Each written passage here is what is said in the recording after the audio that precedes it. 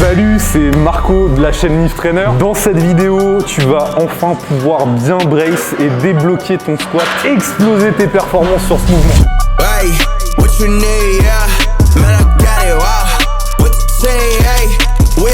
Je vais te donner les clés étape par étape pour avoir un brace efficace. Est-ce qu'on se poserait pas pour que je t'explique un petit peu les mythes, les bêtises que je peux entendre d'ici et là? Hey, what you need, yeah. Man, I got it, wow. What you say, hey. En fait, il y a deux mythes. Le premier mythe, c'est je commence le squat, j'ai pas un niveau suffisant pour avoir la ceinture. Connerie! Connerie numéro 1. Bon, si tu débutes, il se peut aussi que tu sois jeune dans la pratique et que tu n'aies pas un budget important pour t'acheter de l'équipement. Donc là, c'est ok. Si tu n'as pas assez de sous pour acheter une ceinture, tu peux commencer sans. Il n'y a aucun problème. Même, tu peux commencer sans le temps de t'acheter une ceinture. Mais regardez les powerlifters, c'est actuellement ceux qui ont les plus gros squats et vous les voyez jamais ou très rarement dans des cas spécifiques s'entraîner sans ceinture. Donc, on voit beaucoup de streetlifters en hors saison, par exemple, squatter sans ceinture, tout ça c'est une connerie. Je m'entraîne sans ceinture sur mon squat pour que ça soit transposable ensuite sur mon squat comp avec équipement. Bêtise, pourquoi? Je vous explique. Parce que déjà le fait de s'entraîner sans ceinture, ça va vous exposer plus au risque de blessure. Il va y avoir un manque de proprioception, donc même si vous faites un bracing, il sera dans tous les cas moins efficace. Et deuxièmement aussi, c'est que vu que vous entraînez sans ceinture, en fait, vous habituez moins à l'équipement et vous savez moins l'utiliser. Hey, what you need, yeah. Man, I got it, wow. What you say, hey. We about it, Donc, ce qui vient ensuite, c'est le choix de la ceinture. Ce qui va déterminer ce choix, c'est surtout votre budget. Donc moi, ce que je recommande la plupart du temps, ce n'est pas un placement de produit, j'ai pas de code promo. Si vous avez un budget serré, le mieux c'est la Warrior Gear. C'est une marque française et ça revient entre 70 et 80 € avec les frais de port. Donc ça, c'est en gros le meilleur rapport qualité-prix. Si vous n'êtes pas sûr de perdurer dans la pratique, si vous débutez tout juste, peut-être acheter d'abord cette ceinture-là. Et en plus, c'est une ceinture que vous pourrez revendre ensuite ou la donner par exemple à un pote, un ami. Après, il va y avoir les types de ceintures. Il y a deux grands types de ceintures. Maintenant, il y a les ceintures les plus courantes actuellement, c'est les ceintures à levier. Et il y a les ceintures aussi à cran. Je vous conseille de prendre des ceintures à levier. C'est plus simple d'utilisation et c'est plus simple aussi de réglage. Il y a deux types de matières, la matière synthétique et en cuir. En cuir, vous verrez, quand vous l'utilisez la première fois, les premières semaines, voire les premiers mois, il va y avoir du temps avant que la ceinture s'adapte à votre morphologie. Ça, c'est totalement ok. Vous faites pas de soucis. Si ça vous fait un peu mal, etc. On reviendra. Il y a aussi le positionnement de la ceinture qui rentre en jeu dans le confort d'utilisation. C'est quelque chose à prendre en compte et à avoir en tête. Il y a différentes marques aussi. Les marques les plus connues, c'est SBD. C'est les leaders du marché. Après, il y a Asset, il y a Rogue, il y a Strength Shop et il y a plein d'autres marques aussi qui proposent ce genre de ceinture à levier en cuir. Sur le choix de la ceinture, il y a un truc que j'ai pas dit, c'est l'épaisseur de la ceinture. Privilégier les ceintures en 13 mm. C'est le standard maintenant en compétition, c'est le maximum autorisé. Il y a des ceintures qui sont un petit peu plus fines pour d'autres usages, mais privilégier 13 mm pour la ceinture. Et qu'est-ce que c'est la différence avec les ceintures 10 mm comme ce qu'a sorti SBD récemment? Finalement, les 10 mm, c'est pour... alors eux, ils disent que c'est pour des gabarits un petit peu plus petits, notamment des femmes, ou des catés de poids assez basses, moins de 66 chez les hommes, etc. Ou les gens aussi qui ont une morpho avec un tronc qui est assez court, et donc là, ça peut être intéressant d'avoir ce genre de ceinture. Donc là, on va voir comment on met sa ceinture de force. Hey, what you need, yeah. Man, I got it, wow. What you say, hey.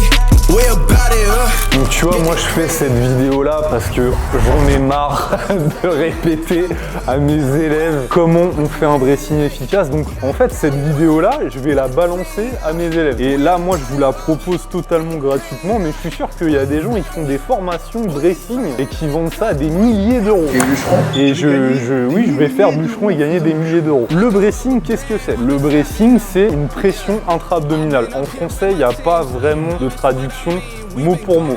Ça désigne plus une expression. On peut distinguer 3 types d'inspiration. L'inspiration claviculaire, donc vos clavicules souvent elles vont remonter. Une inspiration thoracique, donc là votre cage thoracique va se gonfler. Et une inspiration abdominale. Là c'est exactement ce qu'on recherche dans le dressing. Plus précisément, nous ce qu'on va vouloir c'est augmenter la pression intra-abdominale dans la partie basse du ventre. En gros c'est augmenter cette pression et avoir comme une bouée d'air en bas des obliques, en bas des lombaires et en bas du ventre, juste au-dessus du pubis. Là en fait on est en cours de physique-chimie, on fait une démo là. Donc là c'est sans bracing, ok? Donc là je fais mon squat, je remonte, je plie, il n'y a pas de pression dans le corps, c'est CORE, dans le noyau, le tronc, il n'y a rien. Ça plie, ok, on est d'accord avec ça? Est-ce que Noah, t'es d'accord avec ça? Je suis totalement d'accord. Donc là, il y a une pression maintenant. Donc là, je fais mon squat, je remonte. Bah, ça va être beaucoup plus compliqué de perdre la tension parce qu'il y a de l'air à l'intérieur et ça se plie plus comme avant en fait. Donc c'est ça le dressing. Donc là je suis avec le jeune Kevin, jeune powerlifter. Donc là lui il a une ceinture Strength Shop en synthétique à levier. Donc là Kevin il va la mettre. Le truc en fait c'est de la mettre juste au-dessus de la crête iliaque. Ok, donc là c'est le haut de la hanche finalement. Ok. Donc là il va la mettre. Il l'a déjà réglé sa ceinture. Voilà, déjà la verrouille pas. Donc là, non verrouillé, je peux mettre mes mains sans problème entre la ceinture et son ventre. Là, tu vas la verrouiller, Kevin. Tac. Vas-y, et tu fais un bracing. Voilà. Donc là, normalement, si vous avez bien réglé votre ceinture, là, je peux encore mettre les doigts entre la ceinture et son ventre. Vous pouvez plus mettre les doigts si elle est bien réglée. Hey, what you need, yeah. Man, I got it, wow. What you say, hey. Donc là, on vous a expliqué ce que c'était le dressing, on va passer à l'étape 1. Pour Kevin, ça va être de dissocier l'inspiration thoracique de l'inspiration abdominale. Et pour ça, il va placer une main sur la poitrine, une main sur le bas du ventre, et il va essayer d'inspirer en ne bougeant pas le thorax et en bougeant uniquement les abdos. Donc là, fais une expiration, t'expires tout l'air, voilà, sans gonfler le ventre.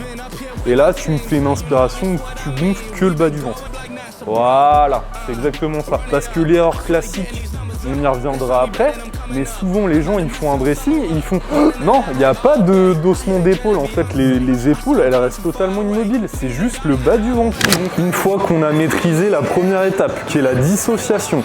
D'ailleurs, à ce sujet-là, si vous avez du mal, vous pouvez le faire, par exemple, le soir, vous êtes allongé sur votre lit, tac, vous mettez une main en haut, une main en bas, et vous dissociez la respiration. Deuxième étape, si vous avez compris ça, c'est la mise en place. Donc là, Kevin, il va nous montrer ce que c'est le deep bug. On pourrait le traduire en français comme insecte mort. Tu vas venir t'installer, Kevin, tu vas mettre les pieds sur la box, tu mets les fesses au sol, tu gardes les jambes à 90 degrés, enfin les genoux à 90 degrés, et je vais te donner ensuite les consignes. Vous pouvez prendre une box, vous pouvez prendre aussi, moi des fois quand je fais du squat, je me sers des sécus, vous les mettez à bonne hauteur et vous mettez vos chevilles sur les sécus. Si même vous avez rien du tout, vous mettez vos pieds contre un mur, ça marche aussi. Soit on prend une kettlebell, soit on prend un disque. Moi je préfère prendre un disque parce que vous arriverez mieux à localiser au niveau de la proprioception. Donc là tu vas prendre le disque de 20. Donc là tu as ton bassin qui est bien, Kevin, en position neutre.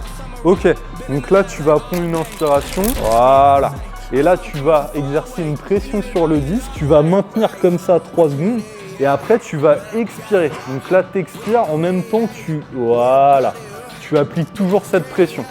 Tu vas répéter 3 fois. Donc là vous avez vu, il maintient 3 secondes et après il expire 3 secondes et il reprend une inspiration, toujours en appuyant sur le disque. Ça aussi c'est la pratique, vous n'allez pas ressentir les choses du premier coup comme ça. Vous faites 3 séries de 3 par exemple. Moi je le conseille obligatoirement avant ces séances squat, qu'on soit débutant ou confirmé, c'est un exo d'activation. Et vous pouvez le faire aussi en dehors de vos séances pour justement apprendre à bien localiser, à bien ressentir, etc.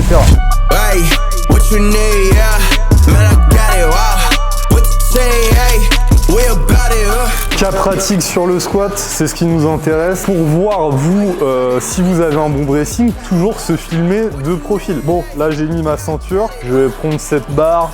Et là, il faut bien que tu filmes au niveau du bas du ventre.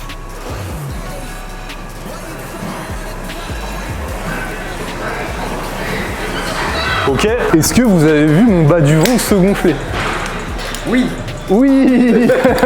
C'est qu'on a un bon bracing. Il y a aussi des erreurs qu'on fait. Par exemple, quand vous allez prendre la barre, faire une hyper-extension de hanche trop prononcée pour justement prendre le bracing. Gardez cet alignement, ok? Il n'y a pas besoin d'envoyer le bassin pour prendre un bracing. Il y a aussi le fait de maintenir l'inspiration et bloquer la respiration tout au long de la montée. C'est pas prendre le bracing sur la phase excentrique, sur la pause, ok, c'est bon, et puis quand on remonte, on expire l'air. Non, il faut maintenir cette pression sur la descente et sur la montée. Il y a quelque chose que je vois souvent aussi, c'est le fait de ne pas reset-up entre chaque rep. Il faut que vous preniez cette respiration entre chaque répétition. Ok, donc là, vous avez plus d'excuses pour ne pas savoir faire un bon bracing. Si vous avez aimé la vidéo, vous likez, commentez, partagez la vidéo. Si vous voulez aller plus loin, vous savez que vous pouvez retrouver nos prestations de coaching, le Instagram Lift Trainer ou sur le site streetliftingfrance.fr. Et bien sûr, on se dit à dans 2 semaines pour une nouvelle vidéo. Salut!